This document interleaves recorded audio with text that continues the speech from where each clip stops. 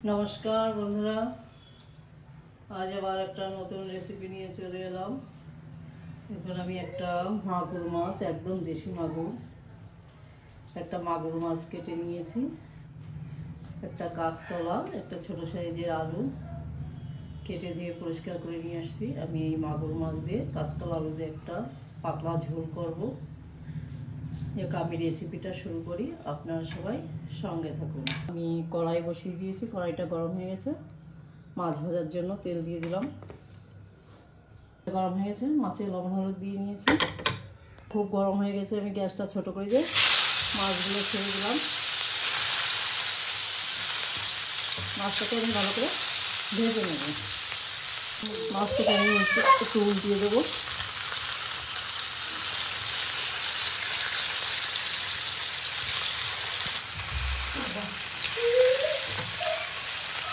মাছটা ভাজা হতে হতে আমি একটু আদা আর জিরে বেটে নেব।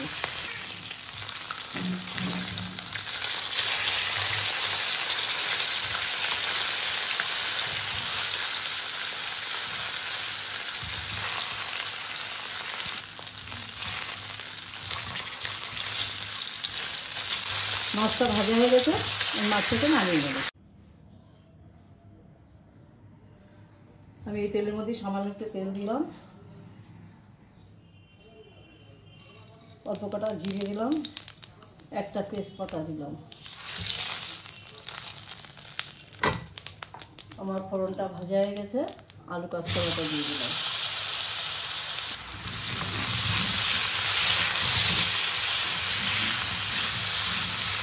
আলু কাঁচকলাটাকে আমি একটু আগে ভেজে নেব, হালকা ভাজা ভাজা করে নেব।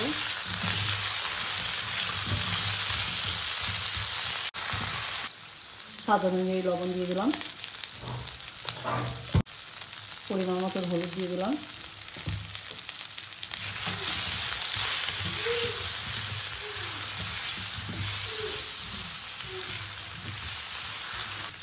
আদা আর জিরে আমি শিলে বেটে নিয়ে আসছি। মশলাটা দিয়ে আমি ভালো করে তরকারিটা কষে নেব, যাতে আদা জিরেটা কাঁচা গন্ধটা যাতে না থাকে, সেইভাবে সুন্দর করে তরকারিটা কষে নেব।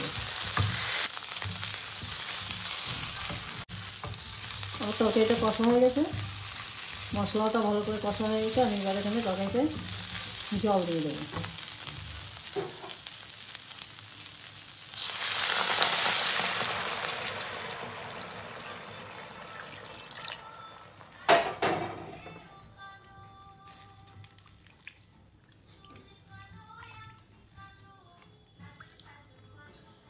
এবার তরকারিটাকে আমি সুন্দর করে ফুটিয়ে নেব, যাতে আলু কাঁচকলাটাও গলে যায়, জলের কাঁচা গন্ধটাও চলে যায়।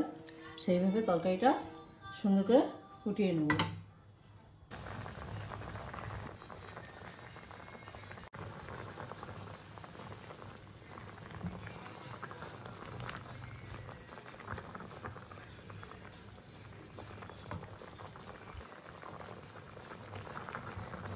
খুব সুন্দর গলে গেছে তরকারি। আমি এবার এখানে মাছগুলো সব দিয়ে দেবো।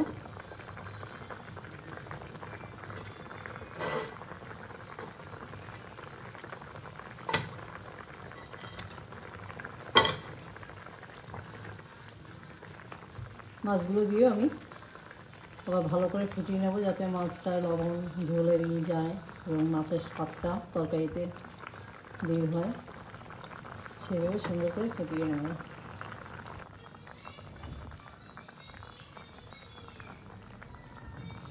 আমার মাছের ঝোলটা রেডি, আমি মাছের ঝোল নামিয়ে নেব এখন। আমি আজকে দেশি মাগুর মাছের আলু কাঁচকলা দিয়ে ঝোল করলাম, পাতলা ঝোল। এখন গরমের সময় এই সমস্ত তরকারি খেতেই ভালো লাগবে, আবার খাওয়া উপকার। যেহেতু আমার আজকের রেসিপি এই পর্যন্ত।